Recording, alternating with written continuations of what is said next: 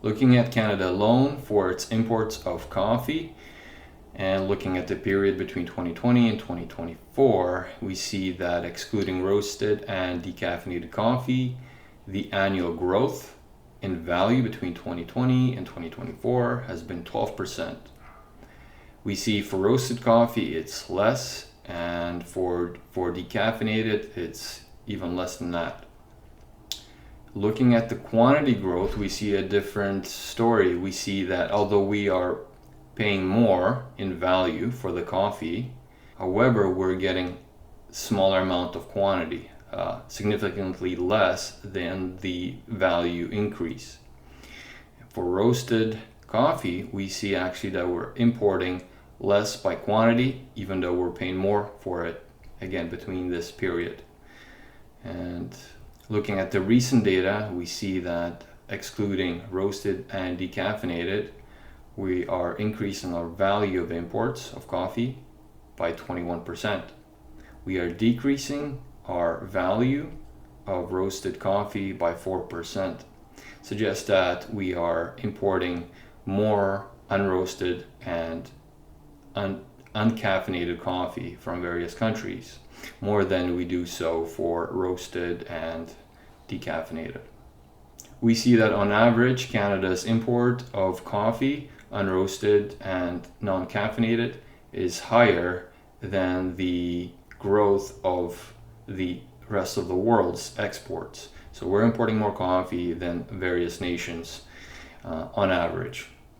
We also see that Canada represents 3% of the world's imports. It's ranked number 9 as the total importer of coffee. We also see the concentration of the supplying countries. This is based on the Heifendel score index, and this indicates the level of competitiveness or concentration of companies within the exporting nations.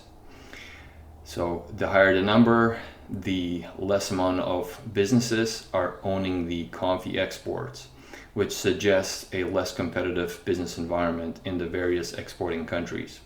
We see that for roasted coffee, that indication of market competitiveness, again in the various nations that are exporting the countries, is even lower, which probably could suggest some sort of a monopoly or duopoly type of market. So less competition there, and if you're going to be importing coffee to Canada, your choice is going to be limited to few big companies.